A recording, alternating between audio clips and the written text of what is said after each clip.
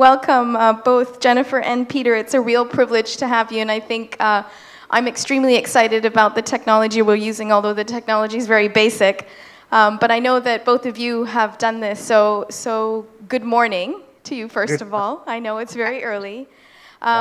We've spent the whole day talking on a number of different issues, but I think we're going to jump right in to hear from the both of you. If you can just tell us a little bit about your journey. I think everybody's excited to hear how you've come about to focus on the area of adolescent girls, challenges, and just some reflections would be really, really helpful. Sure. Well, you know, we both had a life before philanthropy, and I am and was a musician and composer, and I was going along in my life, and we were having various experiences, and then my dad in 2006 decided, as you all probably know, to give all his money away. And we always knew as kids growing up that he would do that. It was interesting because people often ask, oh, gee, you know, don't you wish you had some? And weren't you disappointed? But the truth is, we always knew, and we always felt that was right. My father's success was his success. I was making my own, and my siblings as well. And so when he did this, it was not a surprise. It was a surprise, however, that he did it before he died, because we thought it would happen upon his death. And also that we would play such a large role. And so when in 2006, Jennifer and I were the recipients of this amazing gift, $1 billion foundation at the time, and now it's more than doubled. It was a big shift, obviously, in our life and what we wanted to think about. Now, luckily, we happened to have just moved to New York City, and so we knew we were in a great place to learn, and we knew we had a lot to learn. And so we spent a lot of time doing that. We certainly did some granting. We gave money away in various ways through things we believed in, but we were mostly in it to learn for the first couple of years. And so we listened to a lot of people that were already in the field, both what I call the givers and the getters, you know, the people giving it away, the people receiving it, how the philanthropy world worked. And the other important part of this is in my musical career, I was working with the indigenous people of North America a lot, and Jennifer and I both did in various ways. And so we knew from various things, both where we lived and also with the people I worked with, that the world was very much out of balance. And I think we see this now in the headlines almost on a daily basis. Inequality now has been an issue and a subject that you read about in the papers. That was not so much so 10 or so years ago, but now it's commonplace. But we knew it. We had experienced it in our lives in different ways. And so what we were looking for is what are the best levers to address inequality? And what we keep hearing over and over and over again is that if you support girls and women, it will start to shift the tide of inequality for a number of reasons, and we'll get into details in a minute. But what I knew for sure, what we both knew and what we all know, is that only a girl will be the mother of every child. That is one thing that everybody can agree on. And if that's the case, if that girl is healthy and educated and has agency in her own life and possibilities, then the odds are her children will be better off and the world will be a better place. And so it became essentially the most logical thing, the most efficient thing to do with the money. And in the sense that the easiest thing in terms of thought, not so easy doing it, but very easy in terms of, again, the logic of it, to say, well, if we support girls, that is the most future-oriented, balance-oriented, equality-oriented thing we could possibly do. So that's really how we got to, kind of in a quick synopsis, how we got to supporting girls and women. Great, that's really helpful. Jennifer, do you want to add from your perspective? Yeah, I think we talked about 2006 when Warren Buffett decided to give his money away and we were endowed with this large foundation.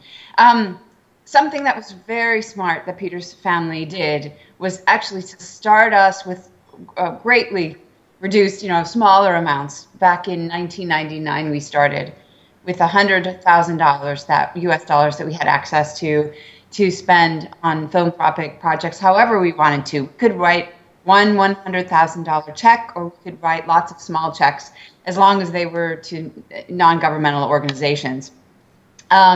So that was a terrific way, and I think a lot of the folks there are probably facing this as well, potentially starting with smaller amounts of money and then growing over time, because you need to learn the basics and the principles, how it works, get out into your communities, roll up your shirt sleeves and learn, and do a lot of listening and a lot of learning about philanthropy. It's not something I don't think you can read about and learn in a book and then go out and do with excellence and do well. It really takes, because it's so varied, it's so different, it's so varied as human beings are different and situations can be different. And so we had about 7 years, and I did especially in the community we were living in, United States, we were living in the Midwest at the time, to get out and really learn. And, with humility, I'd say I did this very privately and quietly. I went out I worked with people with disabilities. I worked in all different ethnic communities in our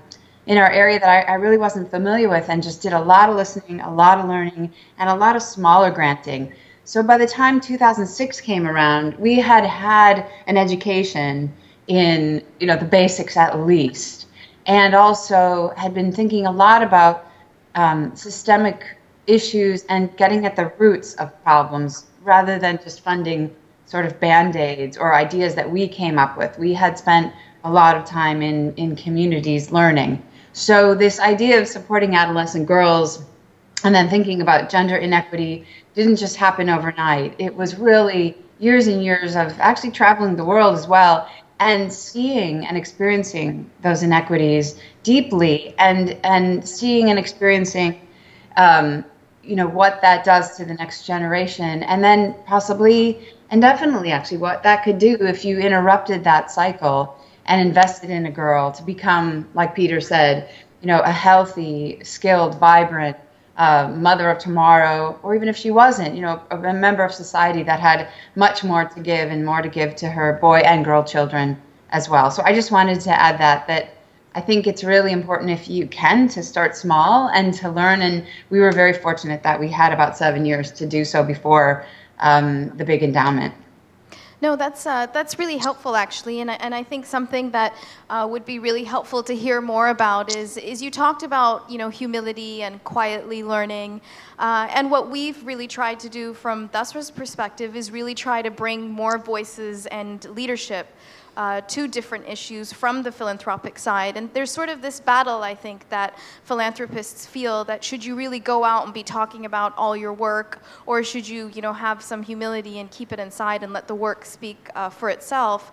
But I think in India, as philanthropy gets more and more sophisticated, we do need leadership voices to encourage others. And I know both of you have really transitioned over the years to write about it, to speak to it. Can you just, was it a personal transformation where you were like, okay, I'm ready to come out now, or how did it work?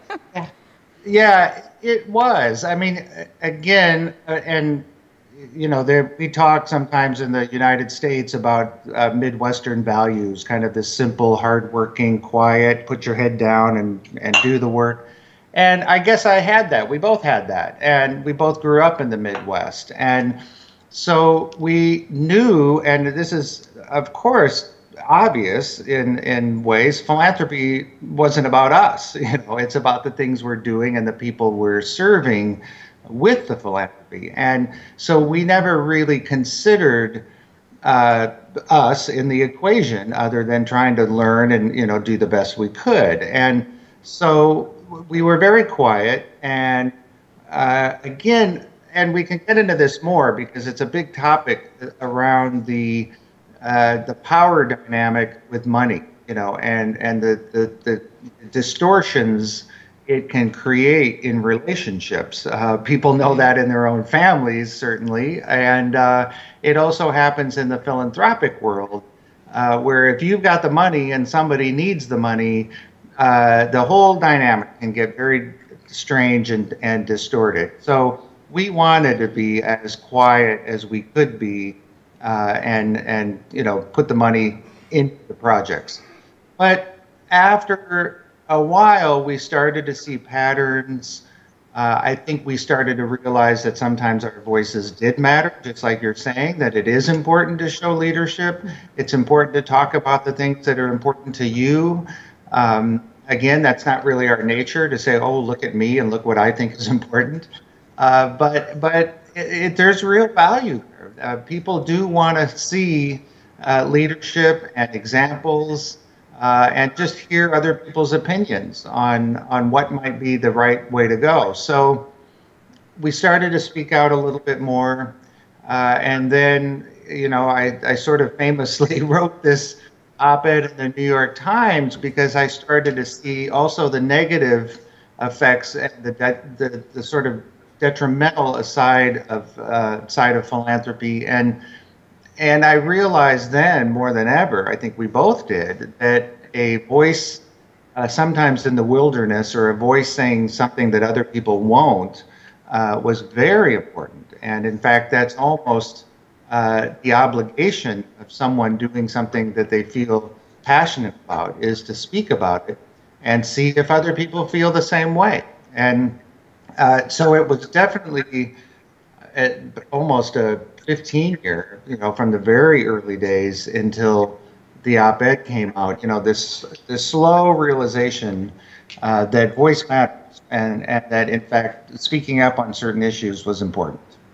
Yeah, Jennifer, before, can you just also add in, so 2 years ago we had Rohini Nilekani, who's Nandan Nilekani's wife, speak on sort of the role of women in philanthropy, and how often there are women who are in the role of philanthropy in their families, but it came sort of from the husband's side. And so she talked about overcoming that, not guilt, but that it is actually your right to go out and speak to that philanthropy as well. If you can speak to a little bit about the women's perspective, that would be helpful in your journey. Yeah, absolutely. I think I had a reticence and a hesitation when we first started. I think I had, I never, in philanthropy, it's not really your money, but it's your money to decide where it's going to go. And so that's a big responsibility. And one comes with, I think we didn't speak out at first because we were learning. But then I think that is a very real thing that people encounter, and Peter and I did as well, or I did. And I think over time, I went from being a lot more quiet about it and having that hesitancy to realizing I am the one who's showing up in these communities. I am having these experiences. I am in a position to lend voice or speak out on behalf of problems, issues. My voice is not just my own. I need to be able to, and the people that are there, you can go into pretty complex situations that need real attention and bring light to places where there's darkness. And it's so important to do that and to come into your center and into your knowing and realize I'm not just up there or speaking or writing on behalf of myself, but on behalf of people who have no voice, let's say. And when you realize that is your purpose, we talk a lot about, check motivation. Where are you coming from? Are you wanting desperately to be seen and acknowledged, or are you using your sort of powers for good? When I really realized that this is what this was about, and that I could do that, it was a lot of that power dynamic in terms of this is my husband's family's money, or, and I'm the wife here, it went away. And I really came into my voice and came into my own and spoke up a lot more. I also think that a woman's perspective is different from a man's. We do see things, I think, differently. We do see potentially connections in different ways because we're closer to child rearing and families and whatnot that are very different perspectives than men. And they're not better. They're just equally as valid and equally as needed. And I think if I wouldn't have stepped up in seeing, in my experiences of philanthropy and my worldview and how I saw relationships and interrelationships between, elements and problems. And again, we were always trying to think about the roots, systemic roots of things. I think, Peter would have done this alone. He would have had a very different philanthropic structure or system or seen the world differently. So, and again, this isn't just for me. So it was really important to, again, step into my power as a female, as a woman, say, this is my worldview, this is what I see, and it's needed. And that has been a really interesting journey for the two of us, and one I have to say that's been really exciting and really beneficial and super beneficial for our work, I think, for sure. Just sort of building on what you were saying on how sort of you both bring different perspectives to this. How do you make decisions between yourselves, or how would you suggest certain structures or an approach for families? I think that we've seen families here in India have various structures where they'll have dinner conversations, or they'll have special meetings or retreats, or it's haphazard. So how do you include the children? When do you include the children? Peter, you were saying you knew this was going to come. So, how were you sort of indoctrinated into a way of thinking, and then how do you kind of make these decisions together so you're aligned? Well, that's actually a great question for our family, because people ask it in a different way, and I think it was important for us. My parents set up separate foundations for the three of us, and so I think because what I'm getting at is that's a tricky subject, because families have a dynamic, of course. There's always different things going on inside, and someone may feel left out. Someone may feel like the other one always gets the attention. Someone may feel like who knows what. But there are family dynamics that go on, and money, of course, can distort those things. And so I'm sure there are many different ways at the issue. But for my parents, they decided to give my brother, my sister, and myself all separate foundations. And so we weren't ever sitting at one table saying, well, but this is more important than your thing, or, why don't you pay attention to this? Because, that kind of stuff that can start to happen. And so it may be the wisest thing, even if there's one large family foundation, to have small buckets where each child can have something they know is theirs and they can focus on. That might be a solution, for instance. It doesn't have to be distinctly split into pieces, but even just to have small amounts or some kind of an amount that each child gets equally, so they know that they can focus on something that's they're passionate about, even if the larger amounts go somewhere else. Now, what's interesting is that because my sister and my brother and I were never at the same table saying, well, but wait a minute, what about me? We have ended up working together, and will, I think, continue to surprise ourselves how we do work together, because my sister works in early childhood education. My brother works a lot in agriculture in Africa. Well, it turns out most of the farmers in Africa, or certainly many of them, are women. And so we end up working together in an area that we never would have expected. Or my sister and us, work together in some sort of social emotional learning issue around children. Things will end up happening, and it's a pleasure, and it's a surprise, and it's fun to explore, as opposed to one of us, again, saying, but what about me? This is important. So somehow delineating at least some amount of money so that people feel like they can be passionate about something that no one else may understand, I think is very important. Jennifer?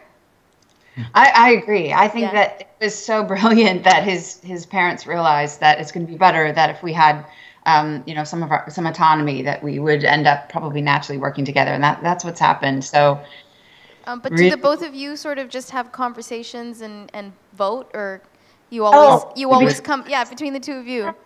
We did a lot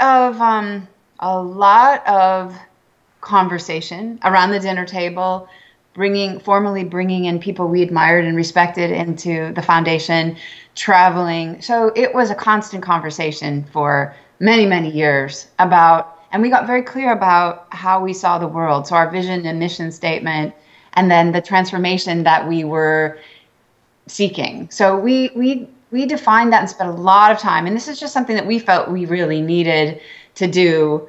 Otherwise, we thought, Peter may go this way, I may go this way. Why not try to? And we also are, we have a marriage based on a similar worldview and vision and values.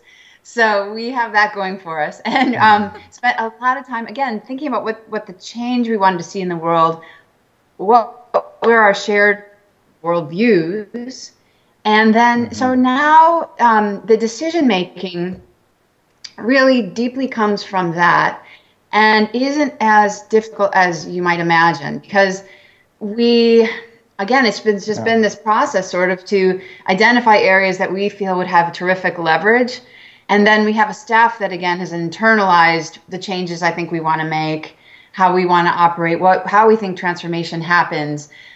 So I think we've just done the work to sort of be unified and stay together. Are there things that sometimes Peter likes more than I do or whatever? Sure, of course. That's good and that's healthy. But I think at the core, at the root of the tree of our philanthropy, the roots of where we're coming from is the same. Yeah, so that's super helpful. Yeah, I'll just add, it's been great for the relationship, and it has, because we get a chance again to talk about things that we're passionate about, but at the same time, it's not something that's going on in the home or so. We get to really learn how to have conversations and argue our points or whatever it might be in a really healthy, wonderful way. So it has been a great way to build the relationship and learn together and grow together.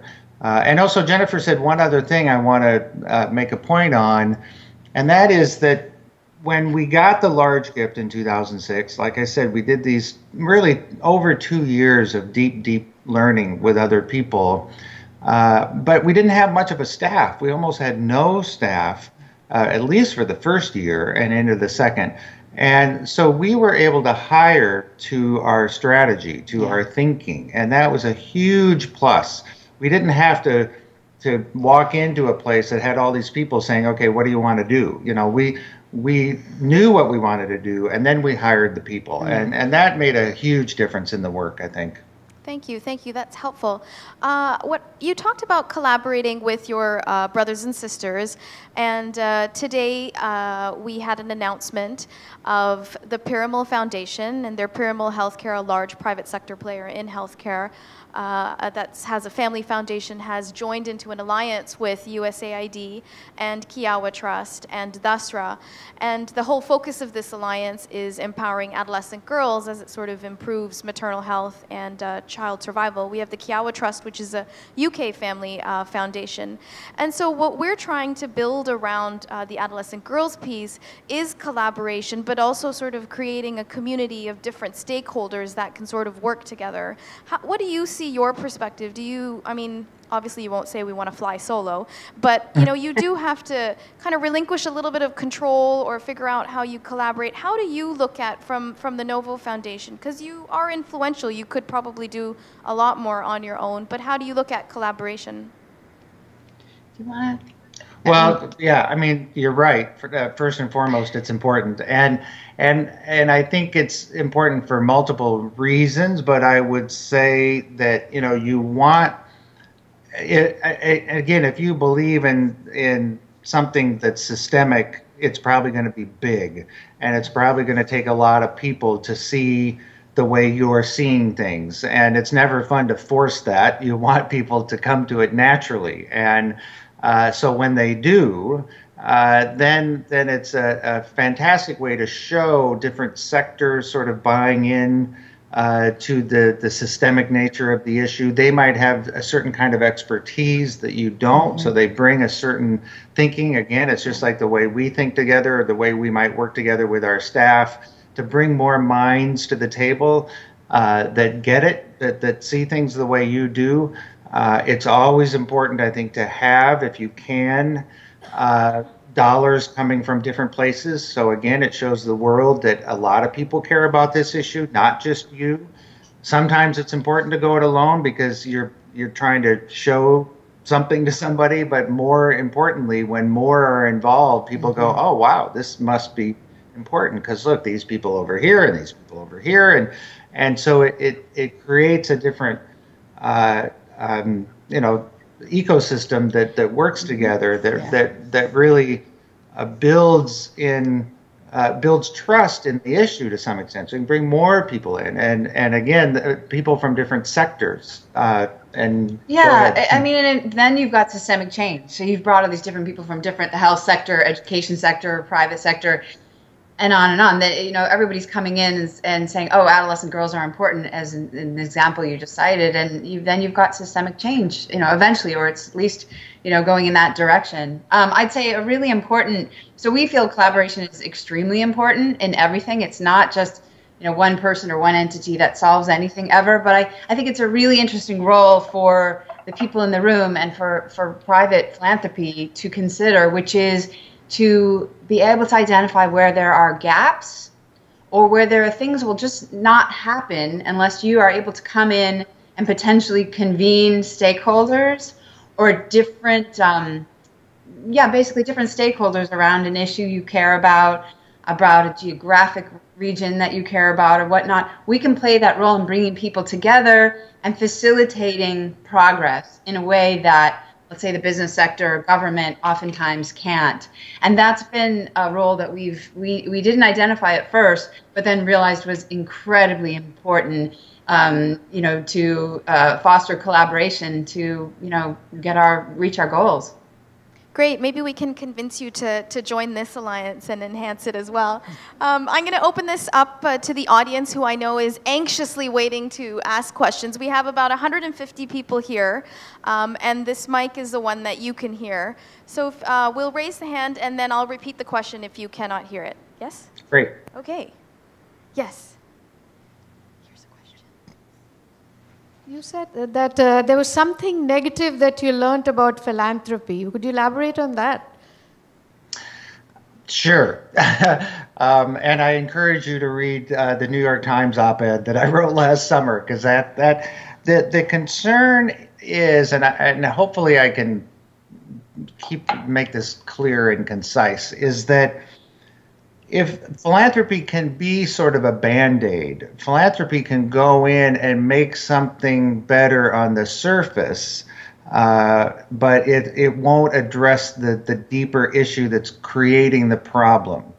And I'm trying to think of a quick example, and maybe you can help me. But if you're, here in the U.S., if you're putting you're giving money to a food pantry that is giving food to people that don't have it. That's very important. There's nothing wrong with doing that. But why don't they have food? What's the bigger issue? There must be an equality issue. There must be maybe a job training, education, a homeless issue. What's creating the problem?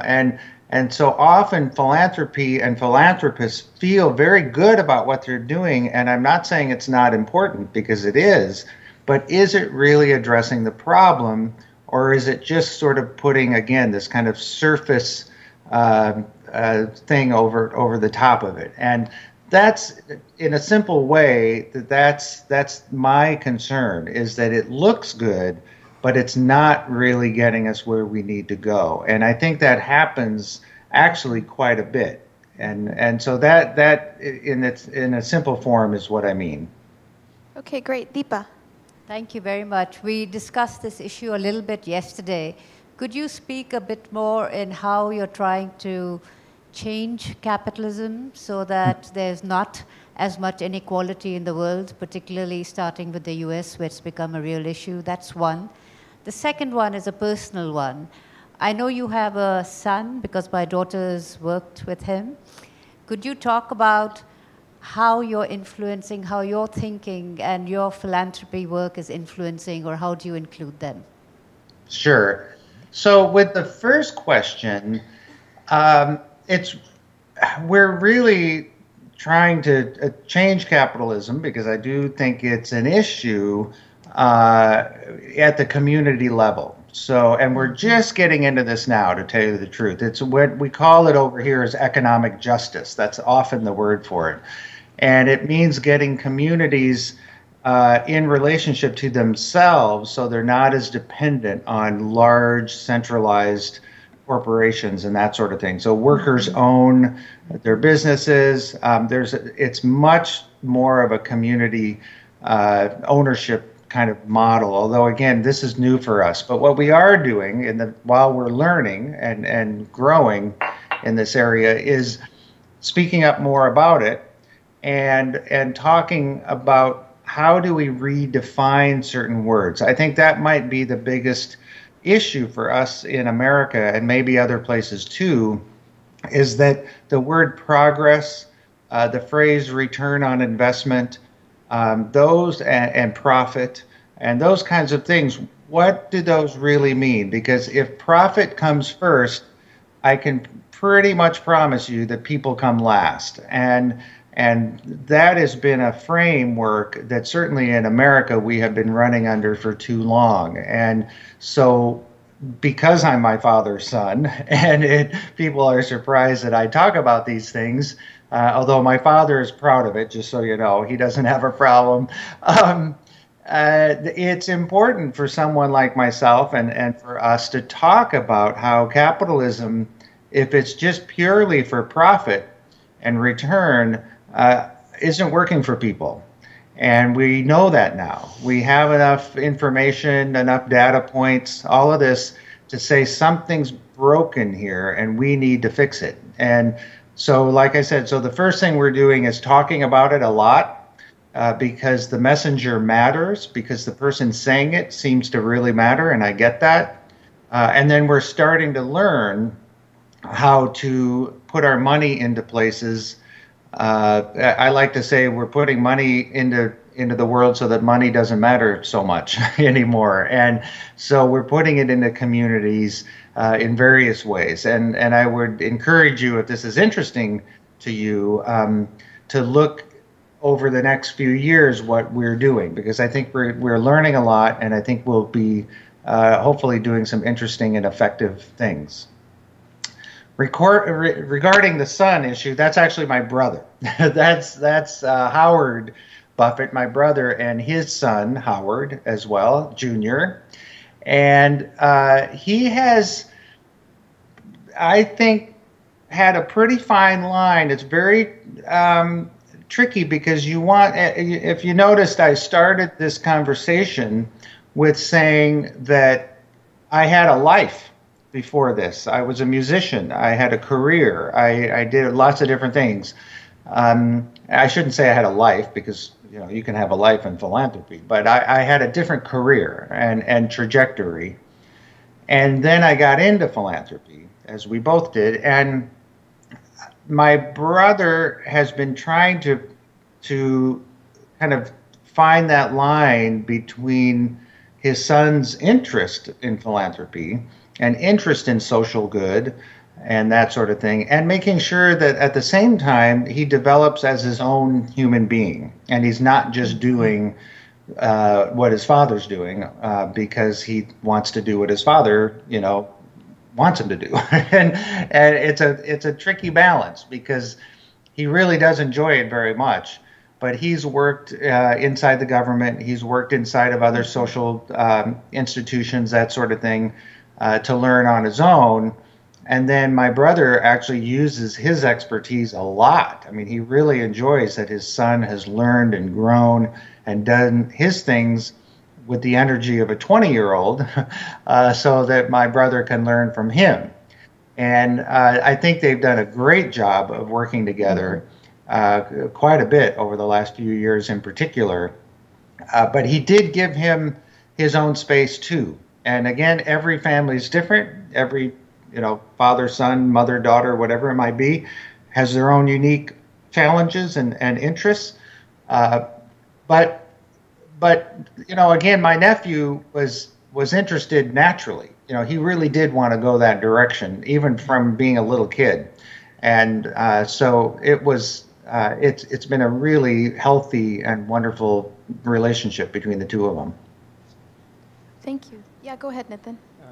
Peter, you and your family are managing a prodigious amount of capital that you are looking to deploy going forward. There must be a challenge associated with, on one hand, balancing the pace at which you'd like to deploy that capital with your ability to measure impact, especially at a very sort of field level or ground level. There's always a risk that you may be too many levels away from what's actually happening on the ground, or you may create an organization or a structure with too many intermediaries or too many staff involved. How do you manage those kinds of challenges? That's a great question, and yes, you're right. It's a challenge. It's very tricky, again, especially because of just the natural distortion that money brings into the equation. I will guarantee you that if Bill Gates shows up in a room, the room changes. People suddenly are thinking different and acting different and all of that, and that's nobody's fault. It's just the way things are. And so we've tried our best to be as sort of deliberate and slow as possible when it takes that, and fast when it takes that, because sometimes foundations can move too slow, for sure, the process, but moving too fast can be an issue. One thing we talk about with our staff is, some of the things, the qualitative things we want to measure may not be measurable until we're dead, until we're gone. These are slow generational changes, certainly with girls. So what can we measure in the short term that tells us certain things around age of marriage, how many children, how healthy? There's certain things you can see happening relatively quickly. What you won't know if their children's children are better off. We won't be around for that. And so we both try as often as possible to find this balance and remind our staff that don't get too caught up in measurement, but find the things we can measure that that are indicators that we're going in the right direction, as opposed to solid, hard evidence. And some programs there is good, solid evidence, and other ones it's softer. And I think this plays into sometimes intuition versus data. Sometimes you really do have to feel in your gut how things are going, which speaks to your other part of the question in terms of how do you know your gut is right if you're 6 times removed from the issue. And staff is incredibly important. Good relationship, constant relationship with staff. Really, again, forming not just I'm your boss kind of relationships, but we're in this together. We are colleagues. We are partners. And so you start to get sort of deeper understandings of the kinds of things you're looking for, because I will tell you, there are members on our staff that will travel a lot more than we will and touch the ground in terms of the people a lot more than we will. I guess, overarching issue, and I'm sure Jennifer will want to say a few things here too, the overarching issue in all of this is partnership and collaboration, feeling like the person you're working with, whether it's an NGO on the ground or staff in the office, that you're with them on this journey, that you're learning together, that you don't want to just hear the good news in particular. That's a super important one, that you want to hear the whole story, what works, what doesn't. I think above all, that's the most important thing, to let people know you're just another human on a journey in life, trying to do their best and learning as we go. And suddenly the expectations of, oh my gosh, I have to say the right thing, or this won't happen, or all those walls start to fall down, and you're just 2 people in a room. I think I'm hearing something in your question that's really important, and I think very astute on your part, which is when you have a great deal of resources and then they enter a marketplace or they enter a system, the unintended consequences that can happen from that are real. And even if somebody's very well intended, sometimes organizations can be overloaded or flooded, or all of a sudden all the priorities go towards, follow that money. And we see this in the United States a lot. Somebody has an idea, a large foundation comes in and then overloads a system and then decides in a short period of time, oh, we don't want to do that anymore, and then they leave, and they just leave a wake behind them of bad stuff. So we have to be very careful, I think, as philanthropists with resources, how we enter systems and not overload and sort of buy up all the bandwidth. And I'm intuiting that you're understanding that and wanting to be careful of that. So I think it's like anything, and I think to be analytical about it, how you do your sort of R&D and look to invest where you're not. It's like, we've talked about this a lot. It's like when you have a child, you're not going to force feed, that newborn baby, a 7-course meal. You start with,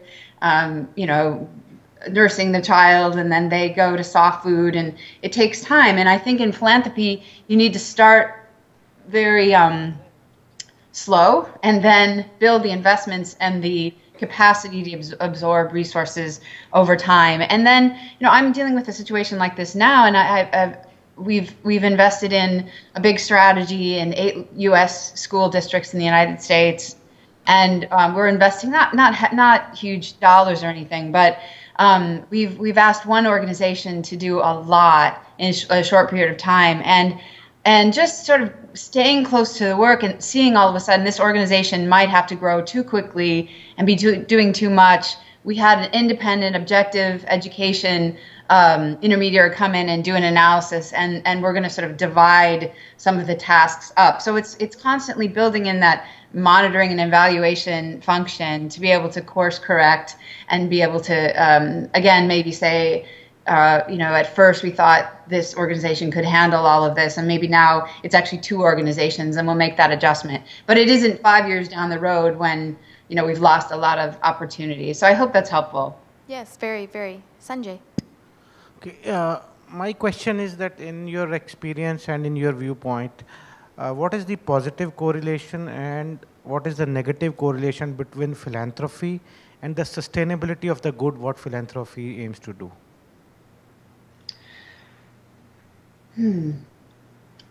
That's a Yeah. You want to? I think I'm gonna let you take this. I'm not sure we do fully understand. Yeah, I want to make sure. So I think it's kind of if you look at philanthropy, then you can have a tendency that an organization will become dependent. So how do you ensure that with your philanthropy, you're at the same time building in sustainability? Right. Yeah. Exactly. And that's a great question, and it's.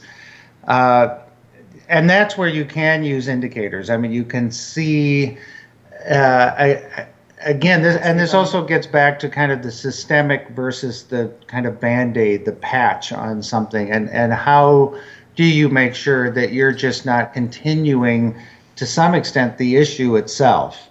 That's where I call it going upstream, where if you're trying to solve an issue, any issue really, around what appears to be the problem, again, what we found often is there's a problem behind the problem, and so making sure that the organization that you're supporting, again, as Jennifer was saying, starting slow and making sure that there's uptake either from other funders or, more importantly, that it becomes independent and part of either a private sector initiative or a government initiative, things that get funding from places that will last a lot longer than your philanthropic dollars might. Which is a capacity building question. So, an organization is going to get to sustainability and some of those things you just mentioned by building their own capacity. So you're building the field, but you also have to think,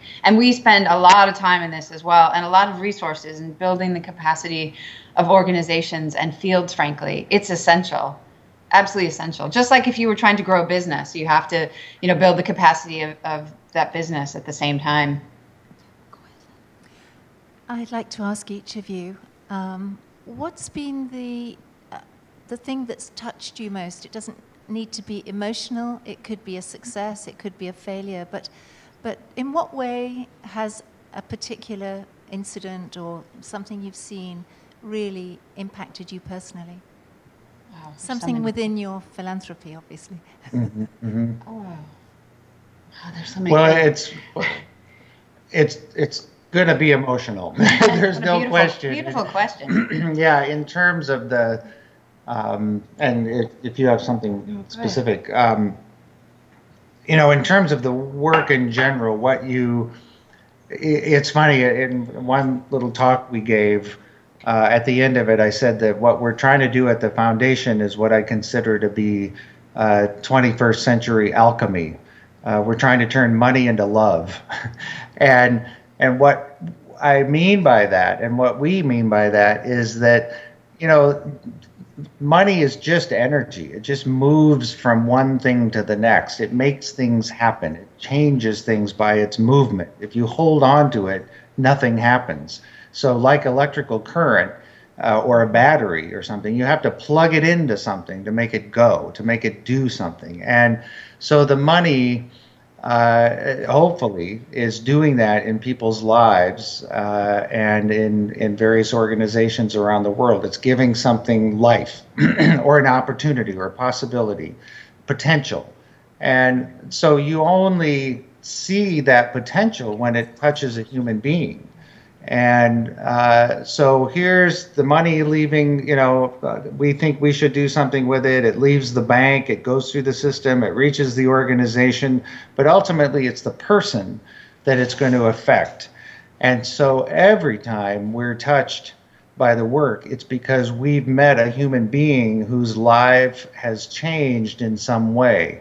They're getting educated, they're healthier, they're smiling, honestly. I mean, when we go to any place, whether it's here in America or around the world, and we sit down specifically with a 12-year-old girl, a 14-year-old girl, and she sees that there's a possibility for her life she didn't know she had, in whatever way it might be, and there's a sparkle in her eye and a smile on her face and hope in her voice, there is honestly nothing better than that.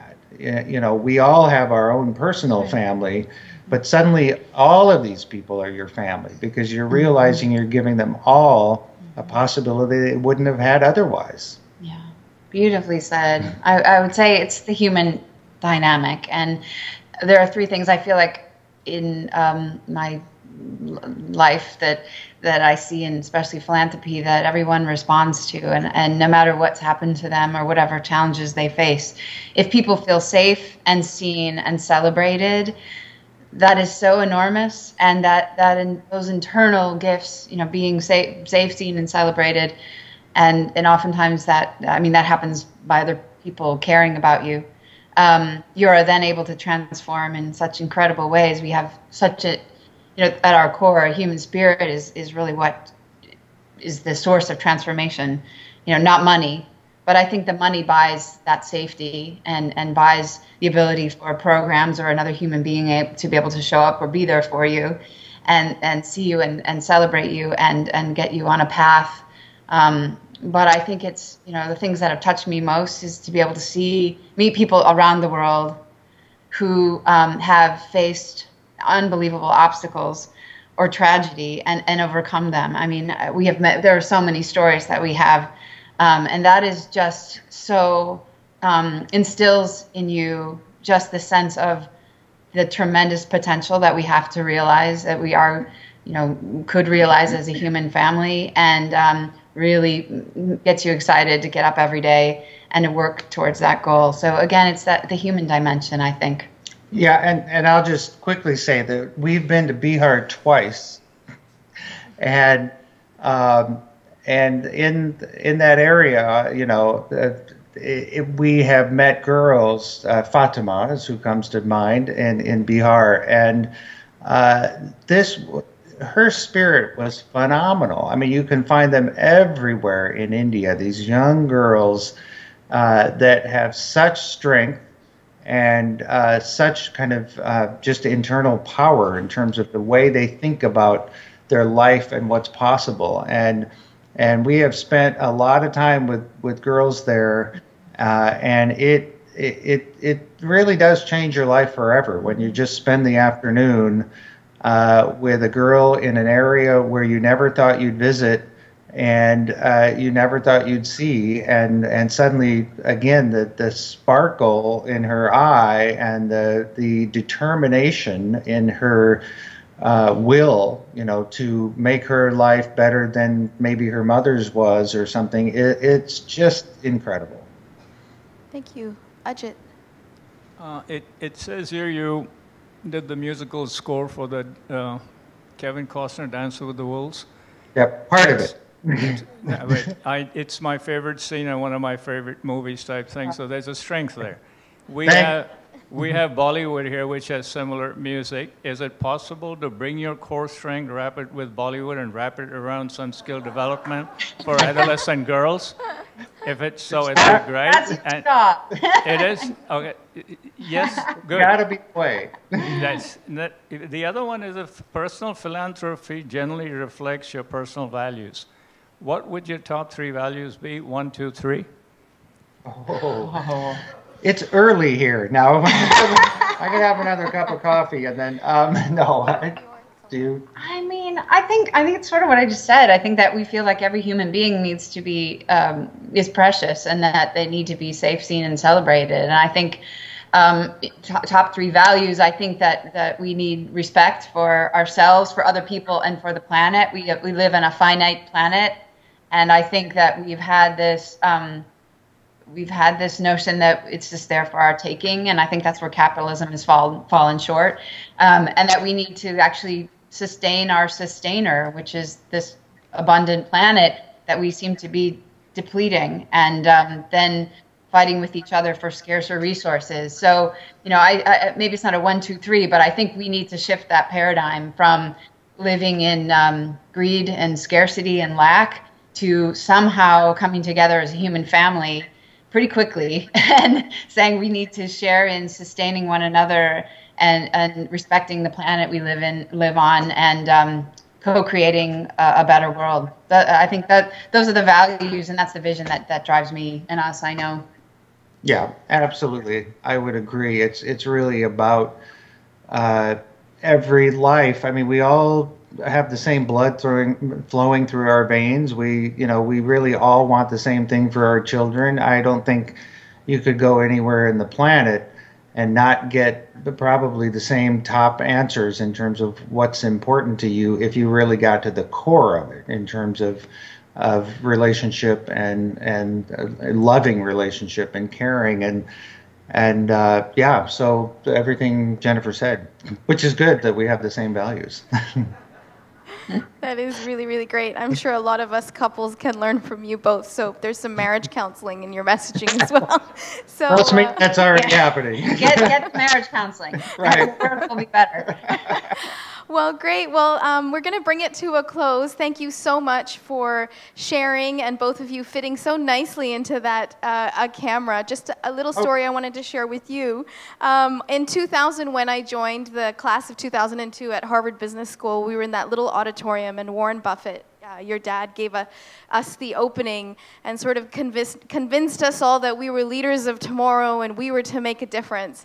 And I just wanted to say I never at that point imagined, 12 years later, that we'd have the privilege of speaking to you, working on adolescent girls. So it's a real privilege. Thank you so much for sharing your story, and thank you, all of you, for all of your questions. Bye-bye. Yeah. Thank you.